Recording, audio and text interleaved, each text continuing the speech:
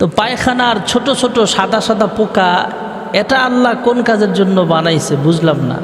আল্লাহর বান্দা আলেমের সাথে তর্ক করে চলে যায়, খোলামেলা টয়লেটে দেখা ভাবতেছে এগুলো আল্লাহ কেন বানাইলো। হঠাৎ করে লোকটা কিছুদিন যাওয়ার পরে তার চোখের দৃষ্টি আস্তে আস্তে কমতে কমতে চোখের দৃষ্টি হারায় ফেলল, চক্ষু অন্ধ। আল্লাহর বান্দা চিন্তা করলেন, কিরে আমি চিকিৎসা করব কোথায়? পয়সাওয়ালা মানুষ, যদিও অমুসলিম, বিভিন্ন এলাকায় চিকিৎসা করছে, ফায়দা হলো না, চোখের দৃষ্টি ফিরে পায় নাই।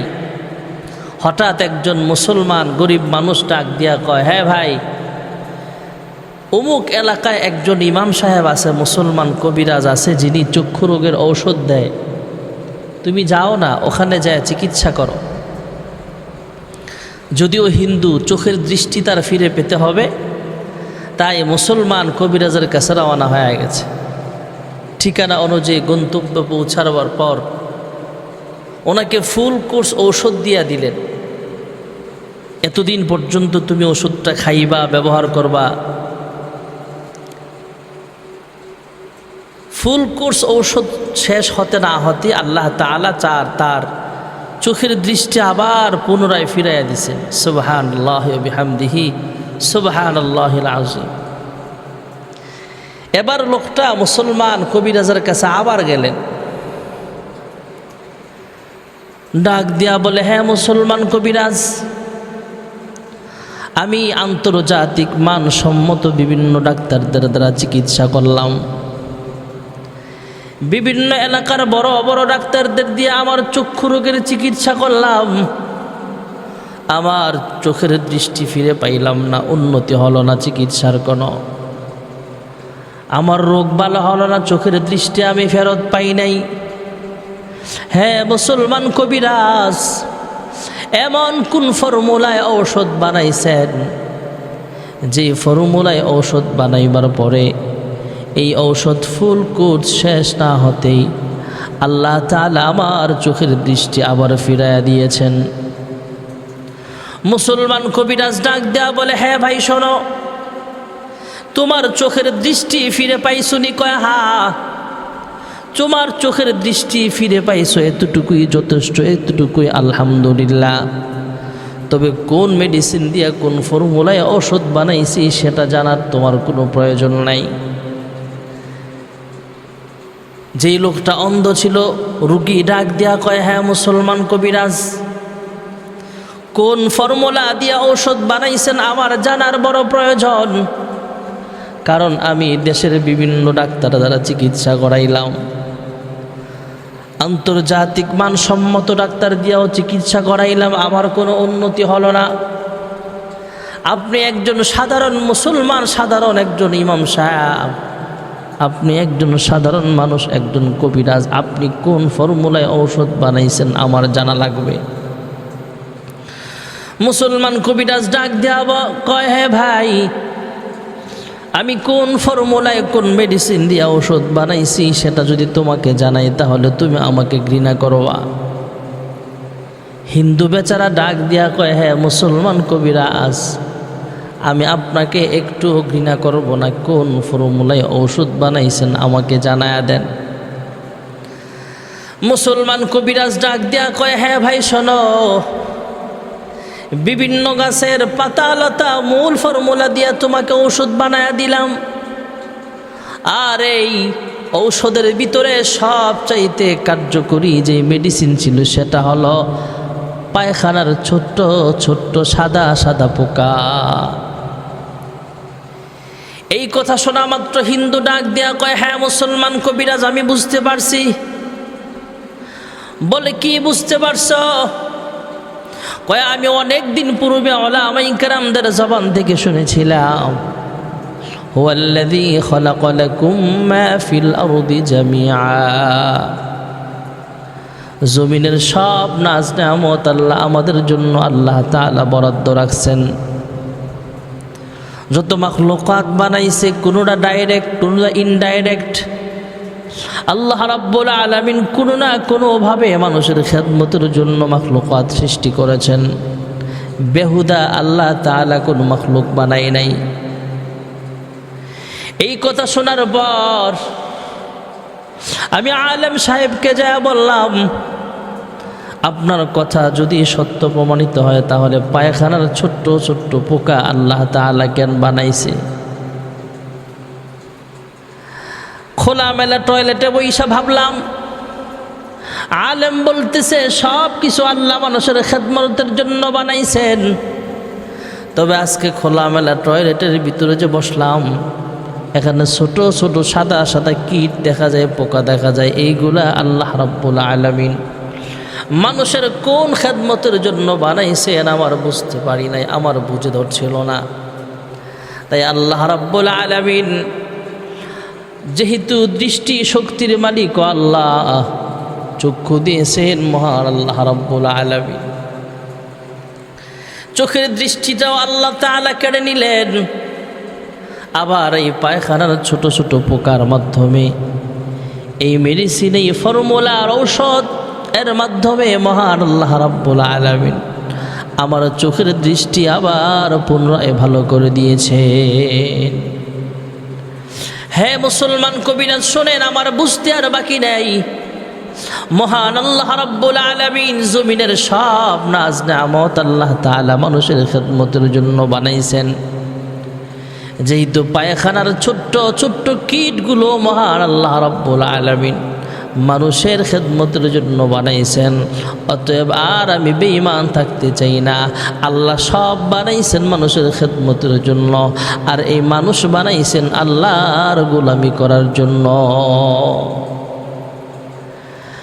এই বেচারা সঙ্গে সঙ্গে কালিমা পড়ে মুসলমান হয়ে যায়। আমরা বুঝি আর না বুঝি, আল্লাহ তাআলা জমিনের সব মাখলুকাত কোনো না কোনো দিক থেকে মানুষের খেদমতের জন্য আল্লাহ তাআলা বানাইছেন। আল্লাহর এক বান্দা রাস্তা দিয়ে যায়, পথ চলতে চলতে চলতে চলতে হঠাৎ দেখতে পাইলেন বিষাক্ত একটা বিচ্ছু শুধু দৌড়ায় আর দৌড়ায়। বিষাক্ত বিচ্ছুটা দৌড়াচ্ছিলেন, তখন আল্লাহর ওয়ালি বিচ্ছুর গতি দেখা তিনিও পিছনে পিছনে দৌড়ায়। বিচ্ছুটা কোথায় যায়, এই বিচ্ছু কোন দিকে রওনা হয়েছে, কি তার মিশন? এত বড় বিচ্ছুটা দেখা যায়, তবে দৌড় বাইরে কোথায় যায় আমাকে দেখা লাগবে। একটু পিছনে পিছনে থাইকা থাইকা বিচ্ছুর পিছনে পিছনে আল্লাহর ওলিও দৌড়ায়। উনি বিচ্ছুর পিছনে পিছনে যাইতে যাইতে হঠাৎ করে অবাক হয়ে গেলেন নদীর কিনারায় দাঁড়ায়। বিচ্ছুরা নদীর কিনারায় দাঁড়ায় আছে। এর আগেই নদীর ঢেউয়ের মাঝে বাড়ি খাইতে খাইতে একটা কচুরি ফেনা এসে নদীর কিনারায় ভিড়ে আছে। নদীর ধারে যায়, সঙ্গে সঙ্গে বিচ্ছুটা কচুরি ফেনার উপরে উঠা যায়। এবার কচুরি ফেনাটা আবার ঢেউয়ের সাথে পানির স্রোতে ভাসতে ভাসতে নদীর ওই প্রান্তে চলিয়া যায়। আমি আরো আশ্চর্য হয়ে গেলাম। আল্লাহওয়ালা বলতেছেন, আমি আরো আশ্চর্য হয়ে গেলাম, কি ব্যাপার? আমাদের নৌকায়, মানুষ বহনকারী নৌকায় যদি বিচ্ছুটা উঠতে চায়, তাহলে মানুষ পিটায়া বিচ্ছুটাকে হত্যা করে ফেলবে, মেরে ফেলবে। মানুষ বহনকারী নৌকার মধ্যে বিচ্ছুটার উঠার কোনো প্রয়োজন নাই।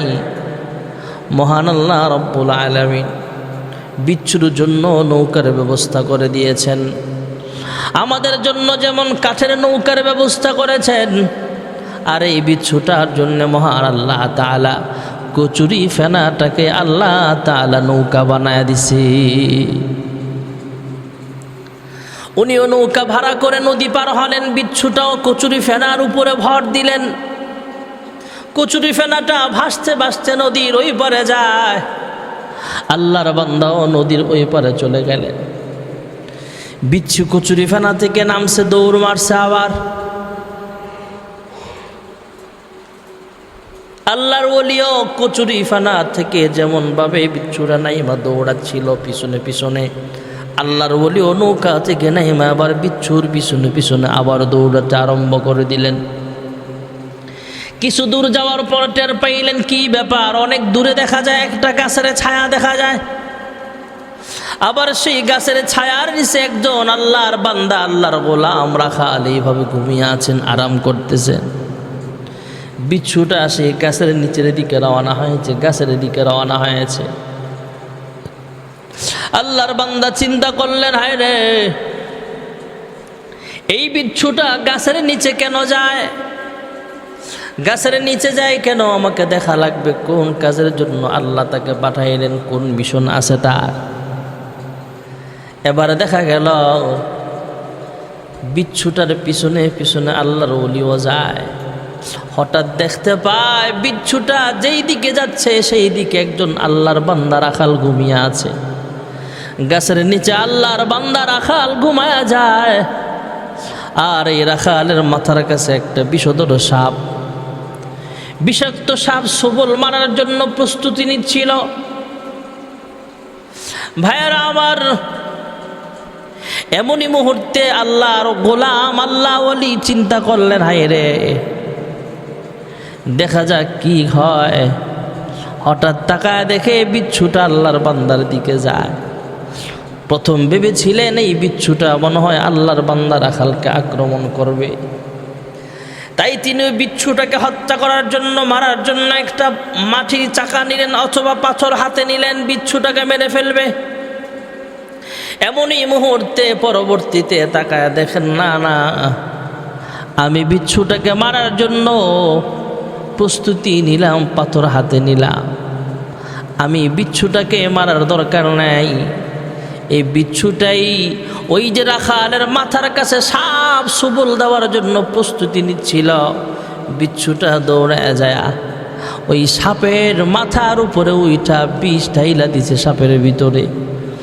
বিচ্ছুর বিষ আর সাপের বিষ একসাথে হওয়ার পর ওই সাপটা প্যারালাইসিসের রোগীর মতো হয়ে গেছে, নড়াচড়া করতে পারে না। ওই বিচ্ছুটার মাধ্যমে সাপের আঘাত থেকে আল্লাহ রাখাল আল্লাহওয়ালাকে হেফাজত করেছে। এবার আল্লাহর ওলি মনে মনে গবেষণা করে, হায় রে, প্রথম তো ভেবেছিলাম বিচ্ছুটা কোথায় যায়, এই বিচ্ছুটার মাধ্যমে ও মহান আল্লাহ রাব্বুল আলামিন রাখালের খেদমত করালেন। এই বিচ্ছুর মাধ্যমে সাপের আঘাত থেকে আল্লাহ রাব্বুল আলামিন আল্লাহর বান্দা গোলাম, আল্লাহর গোলাম রাখালকে আল্লাহ তাআলা হেফাজতে রেখেছেন। এই বিচ্ছুর কামড়ের মাধ্যমে সাপের আঘাত থেকে রাখালকে আল্লাহ হেফাজত করেছেন। আবার এই বিচ্ছুটা মহান আল্লাহ রাব্বুল আলামিন যদি চাইতেন আমাদের নৌকায় দিতে পারতেন, তবে আমাদের নৌকায় উঠলে তাকে আমরা মেরে ফেলতাম। মানুষ চলাচলের নৌকায় যদি বিচ্ছুটা উঠে যাইতো তাহলে তাকে আমরা আঘাত করে মেরে ফেলতাম। তাই আল্লাহ তাআলা কচুরি ফেনাটাকে নৌকা বানায়া এই বিচ্ছুটাকে নদী পার করলেন, তথা কচুরি ফেনাটাও মানুষের খেদমত করতেছে। আর এই সাপের বিষ থেকে বাঁচার জন্য এই বিষাক্ত বিচ্ছুর কামড়ের মাধ্যমে আল্লাহ রাব্বুল আলামিন সাপটাকে প্যারালাইসিসের রোগীর মতো বানায় অবশ করায় আল্লাহ তাআলা আল্লাহর বান্দা রাখালকে আল্লাহ রাব্বুল আলামিন হেফাজতে রেখেছে। এই জন্য আমরা বুঝি আর না বুঝি, কচুরি ফেনাটাও মানুষের খেদমত করে। এই বিচ্ছুটাও ইনডাইরেক্ট মানুষের খাদেম। কুকুর মানুষের খেদমত করে, বিড়াল মানুষের খেদমত করে, আর আমরা মানুষ আমাদের রবকে চিনি না। মানুষ মানুষের জন্য তবেই তো জীবন ধন্য। এই মানুষ যদি হয়ে যায় অমানুষ, তবেই তো বলে তাকে বন্য। মানুষ মানুষের জন্য তবেই তো জীবন ধন্য। ভাইয়েরা আমার, বন্ধুরা আবার, এক আল্লাহর বান্দা চিন্তা করে, হায়রে, আসমান আল্লাহ তাআলা বানাইছেন, জমিন আল্লাহ তাআলা বানাইছেন, পশু পাখিও আল্লাহ তাআলা আমাদের খেদমতের জন্য বানাইছেন। এই কুকুরটাও মানুষের খেদমত করে, মানুষের সাথে বেঈমানি করে না। পশুরাও তো মালিক চেনে, নত হয়ে যায় তার সামনে। দেখবেন একটা কুকুর যখন তার বাড়ির মালিককে দেখে তখন তার লেজটা গুটায় নেয়, মালিককে সম্মান করে, মালিক চিনে। আর আমরা মানুষ হয়ে আমাদের রবকে চিনে নেই, আমাদের মালিককে আমরা চিনতে ভুল করি। এক আল্লাহর বান্দা পাহাড়ের উপরে দাঁড়ায় চিন্তা করে, হায় রে, এমন সুন্দর বিশাল নীলিমা আসমান কে বানাইছেন? খুঁটিবিহীন আসমান কে বানাইছেন? আমরা জবাব দেই, এই আসমানগুলো আল্লাহ তাআলা বানাইছেন।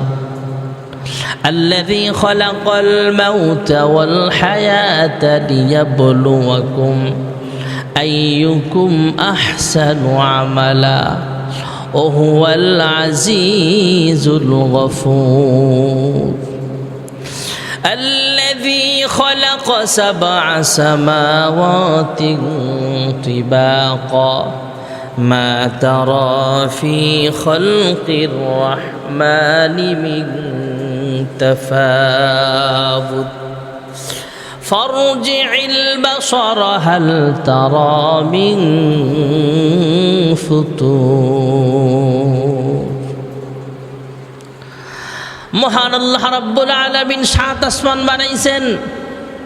ওই আল্লাহর বান্দা চিন্তা করে, আসমান কে বানাইলো, জমিন কে বানাইলো, এমন সুন্দর পাহাড় কে বানাইছে?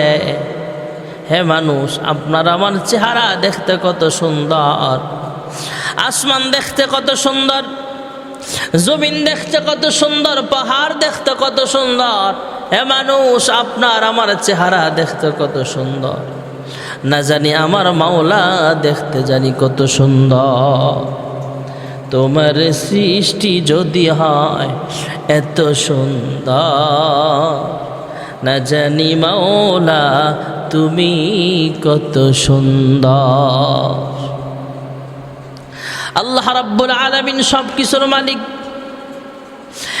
এক বেঈমান খ্রিস্টান চিন্তা করে, বড় বৈজ্ঞানিক মানুষ চিন্তা করে, হায় রে, ব্রেন খাটায় আমরা মোবাইল আবিষ্কার করলাম, মোবাইল বানাইলাম। এই ব্রেন খাটায় আমরা কম্পিউটার বানাইলাম, ক্যামেরা বানাইলাম। এই ব্রেন খাটায় আমরা রোবট বানাইলাম, কত কিছু আবিষ্কার করলাম। এই ব্রেন খাটায় আমরা ঘড়ি বানাইলাম, মোবাইল বানাইলাম, কম্পিউটার বানাইলাম। আয় আল্লাহ, অবশ্যই আমাদের এই ব্রেন বানানোওয়ালাও একজন আছে, তিনি হলেন আমাদের আল্লাহ। একজন বেঈমান গবেষণা করে, হায় রে, ব্রেন খাটায় আমরা মোবাইল বানাইলাম, ক্যামেরা বানাইলাম, কম্পিউটার বানাইলাম, রোবট বানাইলাম, বিমান আবিষ্কার করলাম। এই ব্রেন বানানোওয়ালা অবশ্যই একজন আছেন, তিনি হলেন আমাদের আল্লাহ। আল্লাহু লা ইলাহা ইল্লা হুয়াল হাইয়ুল কাইয়্যুম। আল্লাহ রাব্বুল আলামিন আমাদের সৃষ্টিকর্তা, আল্লাহ আমাদের খালেক। আমরা ঘুমাই, কিন্তু মহান আল্লাহ তাআলা কিন্তু ঘুমায় না। আল্লাহ তাআলা বলে, বান্দা, আমি আল্লাহ ঘুমের মুখাফিক কিনা? তোমাদের জন্য 24 ঘন্টা আরামের ব্যবস্থা আমি আল্লাহ করিয়া দিই। মুসা পয়গম্বর আলাইহিস সালাতু ওয়াস সালাম মহান আল্লাহ তাআলার দরবারে ডাক দেয়া কয়, হে মালিক, আমরা মানুষ কয়েকদিন না ঘুমাইলে অসুস্থ হয়ে যাই, আর আপনি আল্লাহ নাকি ঘুমান না, কি হয়েছে আপনার একটু বলবেন কি? আল্লাহ তাআলা ডাক দিয়া শোনায়া দিলেন, লা তাখুযুহু সিনাতুন ওয়ালা নাওম। আল্লাহ রাব্বুল আলামিন ঘুমায় না, তন্দ্রাও যায় না। মুসা নবী জিজ্ঞেস করে, হে মালিক, আপনি ঘুমান না কেন? ঘুমাইলে কি অসুবিধা, না ঘুমাইলে কি সুবিধা? আল্লাহ ডাক দিয়া কয়, হে মুসা পয়গম্বর, আমি আল্লাহ ঘুমাই না, আমার বান্দা বান্দির 24 ঘন্টার পাহারাদারির ব্যবস্থা করে দেই। মুসা নবী জিজ্ঞেস করে, হে মালিক, আমরা তো কয়েকদিন না ঘুমাইলে অসুস্থ হয়ে যায়, আপনি না ঘুমায় কেমনে থাকেন? আল্লাহ, আপনি কি না ঘুমায় অসুস্থ হন না? আল্লাহ ডাক দেয়া কয়, আমি আল্লাহ ঘুমের মুখাফিক্ষি নয়। আল্লাহ রাব্বুল আলামিন জানায়া দিলেন, মূসা, আমি আল্লাহ ঘুমাই না, আমার বান্দা বান্দির আরামের ব্যবস্থা করিয়া দেই। হযরতে মূসা পয়গম্বর জিজ্ঞেস করে, হ্যাঁ মালিক, আপনি ঘুমাইলে কি অসুবিধা, একটু বুঝাবেন কি? আল্লাহ ডাক দেয়া কয়, আমি আল্লাহ ঘুমাই না, এতটুকুই বুঝো।